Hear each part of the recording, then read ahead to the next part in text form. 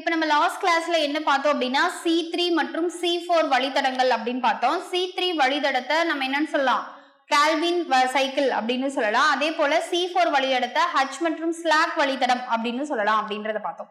இப்ப நம்மளோட next topic என்ன அப்படின்னு பார்த்தோம்னா ஒளி சுவாசம், போட்டோ ரெஸ்பிரேஷன் அப்படின்னு சொல்றாங்க. ஒளி சுவாசம் அப்படின்றத என்ன சொல்றாங்க, ஒளிச்சேர்க்கை சொல்களில் ஒளி இருக்கும் போது வழக்கத்தை விட அதிகமாக நடைபெறும் சுவாசம் ஒளி சுவாசம் எனப்படும். இதனால் அதிக அளவு CO2 வெளியேற்றப்படுகிறது. வெளியேறுகிறது. இது C3 தாவரங்களில் நடைபெறுகிறது. C3 தாவரங்களுக்கு எடுத்துக்காட்டு என்ன அப்படின்னு கேட்டா நெல், கோதுமை மற்றும் உருளை. இதெல்லாம் நம்ம என்னன்னு சொல்றோம், C3 தாவரங்கள்னு சொல்றோம். இப்ப ஒளி சுவாசம்னா என்ன, ஒளி இருக்கிறப்ப அதிகமாக நடைபெறும் சுவாசம் ஒளி சுவாசம். இந்த ஒளி சுவாசத்துல என்ன வெளியிடப்படுகிறது அப்படின்னு பார்த்தோம்னா CO2 ரிலீஸ் ஆகுது. C4 தாவரங்கள்ல இது என்ன பண்ணல, நடைபெறல. எது நடைபெறல, நாம இப்ப பார்த்த இந்த ஒளி சுவாசம் நடைபெறுவது இல்லை. ஒளி சுவாசம் எங்க நடைபெறுது, பசுங்கணிகங்கள், பெராக்சிசோம்கள் மற்றும் மைட்டோகாண்ட்ரியாக்கள் அப்படி நடைபெறுது. தாவரங்கள்ல இருக்க பசுங்கணிகங்கள், பெராக்சிசோம் இது எல்லாமே செல் ஆர்கனல்ஸ், செல்லுக்குள்ள இருக்க தாவர செல்லுக்குள்ள இருக்க செல் ஆர்கனல்ஸ். அந்த செல் ஆர்கனல்ஸ்ல தான் இந்த ஒளி சுவாசம் நடைபெறுது. இந்த நிகழ்ச்சியில ரூபிஸ்கோ அப்படின்ற ஒரு நொதி, ரூபிஸ்கோ அப்படின்னு சொல்லுவோம். ரிபுலோ பிஸ்பாஸ்பேட் கார்பாக்சிலேஸ் அண்ட் ஆக்சிஜனேஸ் அப்படின்னு அந்த விரிவாக்கம் இருக்கும். அந்த விரிவாக்கத்துல இருக்க அந்த நொதி தான் பங்கேற்கிறது. உலக அளவுல அதிக அளவில் காணப்படும் நொதி என்னவா, ரூபிஸ்கோ அப்படின்ற இந்த நொதி தான் அதிக அளவில் காணப்படக்கூடிய நொதி. இது CO2 மற்றும் ஆக்சிஜன் இரண்டுடனும் தொடர்புடையது. ஆமா, ஏன் அப்படின்னா இந்த CO அப்படிங்கிறது கார்பாக்சிலேஸ் அப்புறம் ஆக்சிஜனேஸ் அப்படின்ற ரெண்டு வினைகளும் இணைந்ததுதான் இந்த கோ அப்படின்ற வார்த்தை. இந்த C3 தாவரங்கள்ல இந்த ரூபிஸ்கோ நொதி சில ஆக்சிஜனுடன் பிணைகிறது. இதனால் இந்த கார்பன் டை ஆக்சைடு நிலைநிறுத்தப்படுவது குறைக்கப்படுகிறது. எதனால குறைக்கப்படுகிறது, இந்த ரூபிஸ்கோ நொதி ஆக்சிஜனோட போய் பிணைஞ்சுக்கிறதுனால கார்பன் டை ஆக்சைடு கூட இது போய் பிணைஞ்சிருந்தா அங்க கார்பன் டை ஆக்சைடு நிலைநிறுத்துதல் நடைபெற்று இருக்கும். ஆனா இது யார் கூட போய் பிணைந்துக்குது அப்படின்னு சொல்றாங்க, ஆக்சிஜனோட போய் பிணையறதுனால கார்பன் டை ஆக்சைடு குறைக்கப்படுது, அதோட நிலைநிறுத்தப்படுதல்.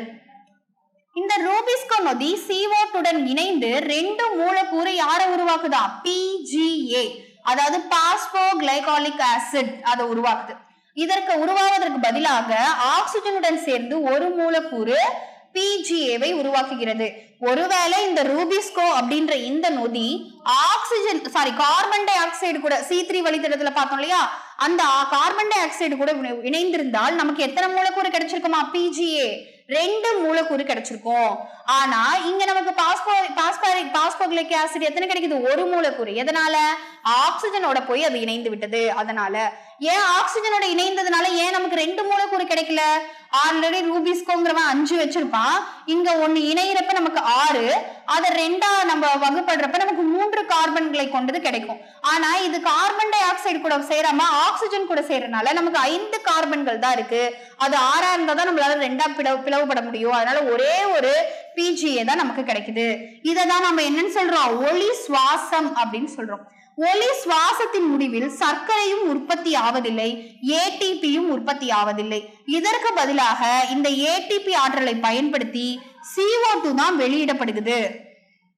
அப்ப இந்த ஒளி சுவாசத்தில் ATP NADPH2வும் உருவாவதில்லை. இந்த C4 தாவரங்களில் ஒளி சுவாசம் நடைபெறுவதும் இல்லை. எதுல, C4ல.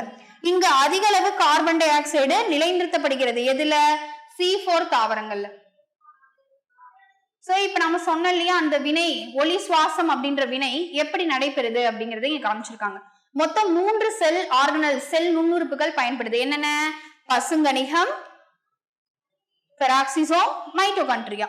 அப்ப பசுங்கணிகத்துல என்ன நடக்குது, பாஸ்போகிளைகாலிக் அமிலம் அதாவது PGA அவன் என்னமா மாறிட்டான், கிளைகோலிக் அமிலமா மாறிட்டான். இந்த கிளைகோலிக் அமிலம் எங்க வருது, பெராக்சிசோமுக்கு வருது.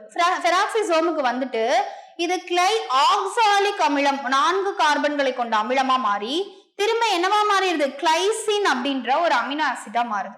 அதுக்கப்புறம் இந்த 2 மூலக்கூறு கிளைசின் கூட NADPH2 NADP அதாவது ஆற்றல் உருவாக்கப்படுவதில்லை, ஆற்றல் எடுத்துக்கொள்ளப்படுகிறது, யூஸ் பண்ணப்படுது அப்படின்னு சொன்னோம். அப்ப NADP NADPH2 மாத்தி இந்த கிளைசின் அப்படிங்கிறது ஸ்டீரைனா மாற்றப்படுது எங்க அப்படின்னு பார்த்தோம்னா மைட்டோகாண்ட்ரியால. அப்படி ஸ்டீரைனா மாற்றப்பட்டதுக்கு அப்புறம் இது திரும்ப எங்க போகுது, பெராக்சிசோமுக்கு போகுது. அப்ப பெராக்சிசோமுக்கு போன இந்த சீரைன் ஹைட்ராக்சி பைருவிக் ஆசிடா மாற்றப்பட்டு திரும்ப என்னவா மாற்றப்படுது, கிளிசரிக் ஆசிடா மாற்றப்படுது. இந்த கிளிசரிக் ஆசிட் பெராக்சிசோம்ல இருந்து எங்க போயிடுது, பசுங்கணிகம். பசுங்கணிகத்துல போயிட்டு திரும்ப பாஸ்போ கிளிசரிக் ஆசிட் அப்படின்னு மாறிடுது. திரும்ப இதே சிச்சுவேஷன், திரும்ப இந்த பாஸ்போ கிளைகோலிக் ஆசிட் திரும்ப என்னவா மாறும், கிளைசினா மாறும். அது சீரைனா மாத்தி திரும்ப கிளைசினா மாறும். இந்த இடத்துல ஏடிபி அப்படி எதுவும் ஏடிபி NADPH உருவாக்கப்படுவதில்லை.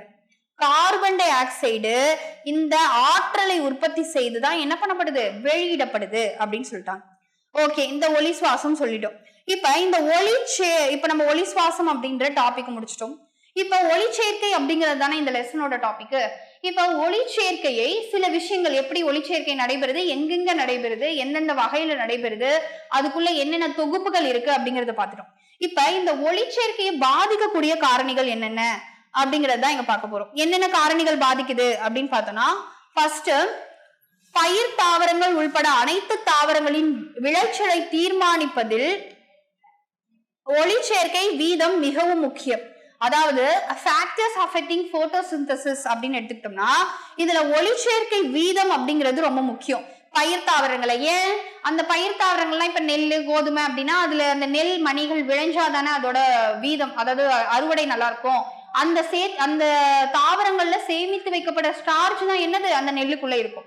சோ ஒளிச்சேர்க்கை வீதம் தான் என்ன பண்ணுது, விளைச்சலை தீர்மானிக்கிறது அப்படின்னு சொல்றது. ஒளிச்சேர்க்கை அதிகமா இருந்தா ஸ்டார்ச் சேமிப்பும் அதிகமா இருக்கும், சோ விளைச்சலும் அதிகமா இருக்கும். இதில் புற காரணிகள் மற்றும் அக காரணிகள்னு ரெண்டு விஷயம் தாக்கத்தை ஏற்படுத்துது.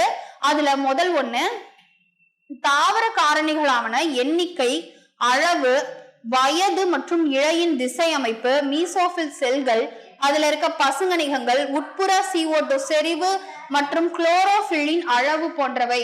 இது எல்லாமே என்ன பண்ணுது அப்படின்னு பார்த்தோம்னா சேஞ்ச் பண்ணுது, எதை, ஒளிச்சேர்க்கையை பாதிக்குது அப்படின்னு சொல்றாங்க. இப்போ புறக்காரணிகள் அகக்காரணிகள் ரெண்டு இருக்கு. இப்ப தாவரத்தை வச்ச ஒரு விஷயம் மாறுது, அதாவது ஒளிச்சேர்க்கையின் வீதம். தாவரத்தோட வயது என்ன, அதோட அளவு என்ன, அதுக்குள்ள இருக்க பசுங்கணிகங்களோட எண்ணிக்கை எப்படி இருக்கு, அந்த இலையோட திசை அமைப்பு எப்படி இருக்குங்கிறத பொறுத்து மாறுபடுது. அடுத்து இததான் அகக்காரணிகள்னு சொல்லுவோம். தாவரத்தோட உட்புறத்தில் நடக்கக்கூடிய, அதாவது இந்த ஒளிச்சேர்க்கையை பாதிக்கக்கூட காரணிகள்.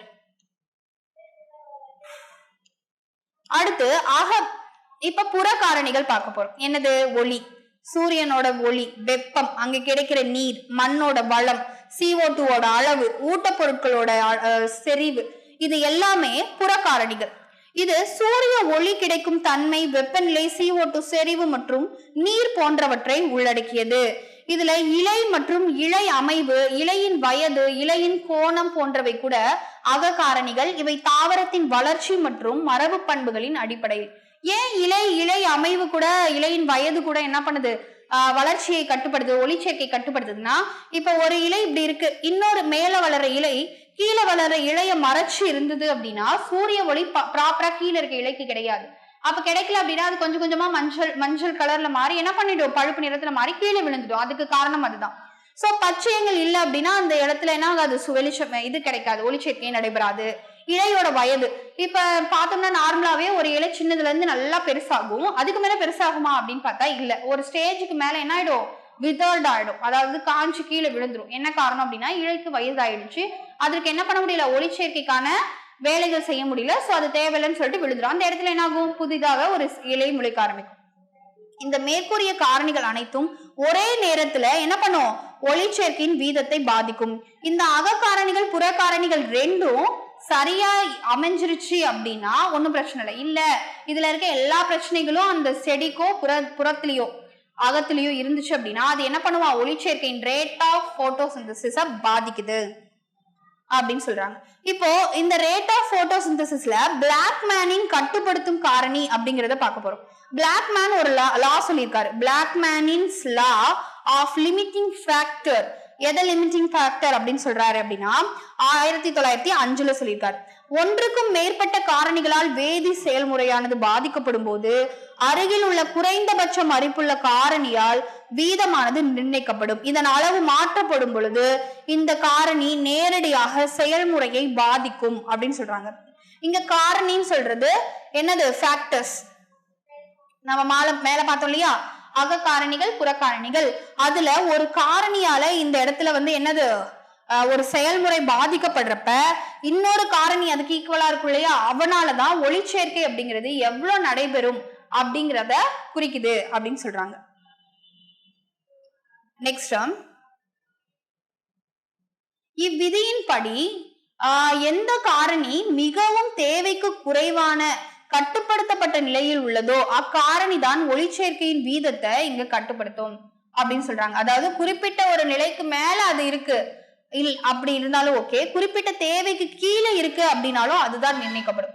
இப்ப எடுத்துக்காட்டா ஒண்ணு சொன்னோம்னா, பசுமையான இலை, உகந்த ஒளி மற்றும் CO2 போன்றவை தேவைக்கேற்ப இருக்கும் பொழுது வெப்பநிலை மிகவும் எப்படி இருக்கா, குறைவாக இருக்கும் போது தாவரங்கள் ஒளிச்சேர்க்கை செய்வதில்லை. ஏன் ஒளிச்சேர்க்கை செய்வதில்லை? ஏன்னா ஒளிச்சேர்க்கை செய்ய அவைக்கு என்ன தேவை? ஒளி அப்படிங்கிறது ரொம்ப அவசியம். ஆனா இந்த இடத்துல எப்படி இருக்குன்னு சொல்லிட்டாங்க, குறைவாக இருக்கு. ஆனால் இந்த இலைக்கு உகந்த வெப்பநிலையை நாம் கொடுக்கும் பொழுது அது என்ன திரும்ப ஸ்டார்ட் பண்ணிடும்னு சொல்றாங்க, ஒளிச்சேர்க்கையை மீண்டும் மேற்கொள்கிறது. சோ இந்த ஒளியும் எதை டிசைட் பண்ணுது? ரேட் ஆஃப் போட்டோசிந்தசிஸை டிசைட் பண்ணுது. இப்ப ஒளிய பத்தி ஃபர்ஸ்ட் சொல்றாங்க. படுகின்ற ஒளிக்கும், அதாவது படுகின்ற ஒளியை இன்சிடென்ட் லைட் அப்படின்னு சொல்லுவாங்க, வெளி போற ஒளியை ரெஃப்ளெக்டிவ் லைட் அப்படின்னு சொல்லுவாங்க, மற்றும் கார்பன் டை ஆக்சைடு நிலைப்படுத்தப்படும் வீதத்திற்கும் இடையே ஒரு நேர்கோட்டு தொடர்பு உள்ளது. என்ன நேர்கோட்டு தொடர்பு? படுகின்ற ஒளிக்கும் கார்பன் டை ஆக்சைடு நிலைநிறுத்தப்படுதலுக்கும். ஏன்? இப்ப ஒளி படுறப்ப என்ன ஆகுது, அங்க இருக்க எலக்ட்ரான்ஸ் கிளர் விடப்படுது.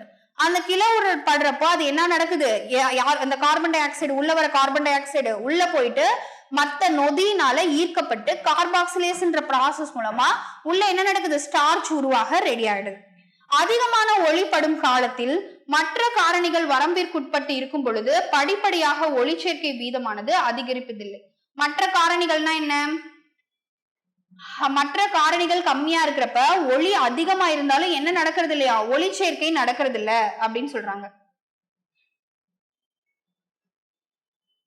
இதில் நாம் கவனத்தில் கொள்ள வேண்டியது என்ன அப்படின்னா, முழு சூரிய ஒளியில் 10% படும்போது ஒளியின் நிறைவு செறிவு லைட் சேச்சுரேஷன் ஏற்படுது. எனவே நிழலில் உள்ள தாவரங்கள் மற்றும் அடர்ந்த காடுகளில் உள்ள தாவரங்களில் ஒளியானது மிகவும் அரிதான காரணியாகவே உள்ளது. இப்ப அடர்ந்த காடு அப்படின்னு எடுத்துக்கிட்டோம்னா மரங்கள் ஒன்னோடு ஒண்ணு பக்கத்துல இருக்கும். அப்ப என்ன ஆகும், இலைக்கு தேவையான ஒளிச்சேர்க்கை கிடைக்காது. அப்ப என்ன நடக்கும், இலைக்கு தேவையான ஒளி கிடைக்காது. அப்ப ஒளிச்சேர்க்கை சதவீதம் தானாவே குறையும். இததான் ஒளி செறிவு அப்படின்னு சொல்றாங்க. இப்ப ஒளிச்சேர்க்கை வீதத்தில் ஒளி செறிவை விளக்கும் வரைபடம். இங்க ஒளியின் செறிவு கொடுத்துட்டாங்க, இங்க ஒளிச்சேர்க்கையின் வீதம் கொடுத்துட்டாங்க. இப்ப ஒளியின் செறிவு கொஞ்சம் கொஞ்சமா இன்க்ரீஸ் ஆகிறப்ப என்ன ஆகுது, ஒளிச்சேர்க்கையின் வீதமும் அதிகரித்து போகுது. அப்ப இவங்க ரெண்டு பேரும் மீட் பண்ற பாயிண்ட் எப்படி, அதோட ஆப்டிமம் ஸ்டேஜ் முடிஞ்சிருச்சு. இதுக்கு மேல ஒளி செறிவும் அதிகரிக்க போறதில்ல, ஒளிச்சேர்க்கையின் வீதமும் அதிகரிக்க போறதில்ல. ஒரு புள்ளியை தாண்டி ஒளியின் ஒளி செறிவானது அதிகரிக்கும் போது குளோரோபில் மூலக்கூறுகளில் முறிவு ஏற்பட்டு ஒளிச்சேர்க்கை வீதம் குறைக்கப்படுகிறது. எதனால? ஒரு ஸ்டேஜுக்கு தாண்டி ஒளியோட செறிவு போனுச்சு அப்படின்னா குளோரோபில்குள்ள இருக்கக்கூடிய மூலக்கூறுகளுக்கு இடையே இருக்க பிணைப்பு முறிஞ்சிடும்.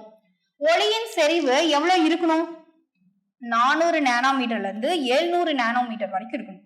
அப்ப அந்த மாதிரி அலைநீளம் உள்ள ஒளியில் ஒளிச்சேர்க்கை அதிக அளவு தேவைப்படும். ஏன்னா குறைஞ்சபட்சம் குளோரோபில் ஏ அப்படின்னு பார்த்தோம் இல்லையா, அந்த குளோரோபைல் ஏ பார்த்தோம்னா எவ்வளவு வச்சிருக்கும், நானோமீட்டரு 700 நானோமீட்டர் இருக்கும். சோ இதைதான் நம்ம என்னன்னு சொல்றோம், ஒளிச்சேர்க்கையை தூண்டும் ஒளி அப்படின்னு சொல்றோம்.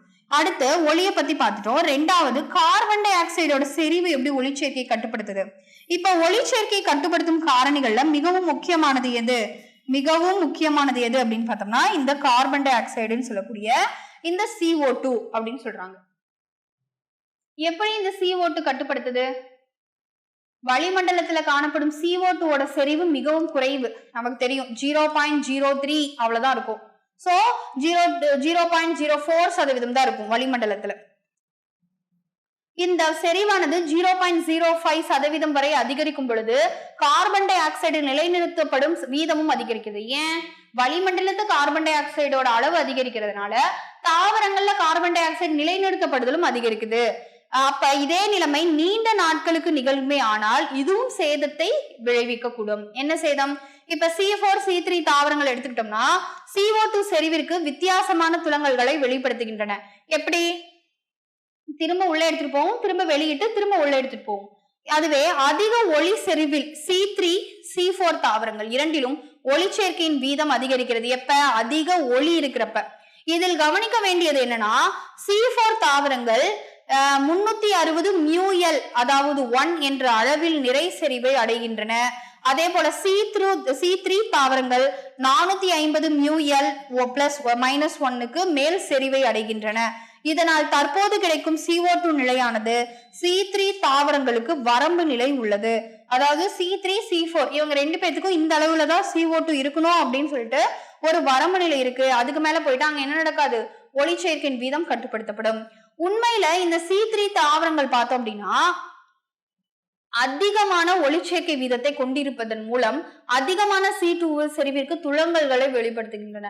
இது ஒரு பசுமை வீடு தாவரங்களான தக்காளி மற்றும் குடைமிளகாய் போன்ற தாவரங்களில் அதிக உற்பத்திக்கு வழிவகுக்குது. இந்த கார்பன் டை ஆக்சைடு அதிகமுள்ள வளிமண்டலத்தில் இந்த தாவரங்கள் வளர்க்கும் போது அதிகமான மகசூலை நாம் பெற முடியும். அப்போ கார்பன் டை ஆக்சைடை அதிக அளவு ஏத்துக்கிறது யாரு அப்படின்னு பார்த்தோம்னா C3 மற்றும் C4 தாவரங்கள் தான். அப்ப இந்த C3 C4 தாவரங்கள் அதிக CO2 இருக்க இடத்துல நம்ம வளர்த்தோம்னா நமக்கு அதிக மகசூல் கிடைக்கும். அப்ப C3 C4 தாவரங்களுக்கு எடுத்துக்காட்டு என்ன அப்படின்னு பார்த்தோம்னா நமக்கு என்ன கொடுத்திருக்காங்க? தக்காளி மற்றும் குடைமிளகாய் அப்படின்னு கொடுத்திருக்காங்க. லாஸ்டா வெப்பநிலை எப்படி இதை தடுக்குது? நமக்கு நார்மலா தெரியும் ஒளிச்சேர்க்கையில இருள்வினை ஒளிவினை அப்படின்னு ரெண்டு நடக்கும். ஒளி இருக்கப்ப நடந்தா அது ஒளிவினை, ஒளி தேவைப்படாம ஒளியே தேவைப்படல அந்த வினை நடக்க அப்படின்னா அது இருள்வினை அப்படின்னு சொல்லுவோம். இப்ப இருள் வினைகளில் நொதிகள் காணப்படுவதனால் வெப்பநிலையால் கட்டுப்படுத்தப்படுகின்றன. இருள் வினையில தான் என்ன பண்ணுது? நொதிகள் வேலை செய்யும். சோ நொதிகள் வேலை செய்யறப்ப அந்த இடத்துல ஒளிப்பட்டா என்ன ஆயிடும்? நொதிகள் அழிஞ்சிடும். அதனால இருள் வினைகள்ல தான் யாரை கட்டுப்படுத்திட்டு இருக்காங்க? நொதிகள் கட்டுப்படுத்திட்டு இருக்காங்க. இப்ப எனினும் ஒளி வினைகள் கூட வெப்பநிலைக்கு உணர்திறன் கொண்டவை மற்றும் இவைகள் மிகவும் குறைவான அளவிற்கு பாதிக்கப்படுகின்றன அப்படின்னு சொல்லிட்டாங்க. அதாவது இருள் வினைகள்ல ஒளிப்பட்டா வெப்பநிலை அதிகமானா அது அதிகமா பாதிக்கப்படுது, ஒளி வினைகள்ல கூட ஓரளவுக்கு பாதிக்கப்படுது. இப்ப C4 தாவரங்கள் அதிக வெப்பநிலையில வளரக்கூடியது நமக்கு தெரியும். இதனால் அதிக ஒளிச்சேர்க்கை வீதத்தை கொண்டுள்ளன. இதுவே C3 தாவரங்கள் எடுத்துக்கிட்டோம் அப்படின்னா அவன் குறைவான வெப்பநிலையில ஒளிச்சேர்க்கைக்கு உகர்ந்த வெப்பநிலை. அதனால அந்த குறைந்த வெப்பநிலையில தான் இவன் என்ன பண்ணுவான்? ஒளிச்சேர்க்கை செய்வான். ஒளிச்சேர்க்கைக்கு தேவையான உகந்த வெப்பநிலை வெவ்வேறு தாவரங்களுக்கு ஏற்ப மற்றும் அவற்றின் வாழிடத்திற்கு ஏற்ப மாறுபடுது. இப்ப மிதவெப்ப மண்டலத்தில் வாழும் தாவரங்களை விட வெப்பமண்டல தாவரங்களுக்கு என்ன தேவை? அதிகபட்ச வெப்பநிலை தேவை. அப்ப அதிகபட்ச வெப்பநிலை இருந்தா மட்டும்தான் வெப்பமண்டல தாவரங்கள் நல்ல மகசூலை தரும். அப்ப அந்தந்த இடத்துல இருக்க தாவரங்கள் அந்தந்த சூழல் அதாவது அந்தந்த சூழல்னா என்னது? வெப்பநிலையை குறிக்குது. அந்தந்த வெப்பநிலைகளுக்கு ஏற்ற மாதிரி அதோட ஒளிச்சேர்க்கை இருக்கு. சோ ஒளிச்சேர்க்கை நல்லா நடந்தா அதோட மகசூலும் அதிகரிக்குது. இப்ப கடைசியா பிளாக்மேன்ஸோட விதியை பார்த்தோம். அவரு என்ன சொன்னாரு அப்படின்னா ஒளிச்சேர்க்கையை அக மற்றும் புற காரணிகள் பாதிக்குது, இருந்தாலும் மேஜரா பாதிக்கிறது யாரு அப்படின்னு பார்த்தா ஒளி, அடுத்து CO2 நிலைநிறுத்தப்படுதல், கடைசியா வெப்பநிலை அப்படின்னு சொல்லிட்டு தாவரங்களில் ஒளிச்சேர்க்கை அதாவது உயர்நிலை தாவரங்களில் ஒளிச்சேர்க்கை அப்படின்ற டாபிக் இதோட முடிஞ்சது. நெக்ஸ்ட் கிளாஸ்ல நெக்ஸ்ட் லெசன்ல பார்க்கலாம். தேங்க்யூ.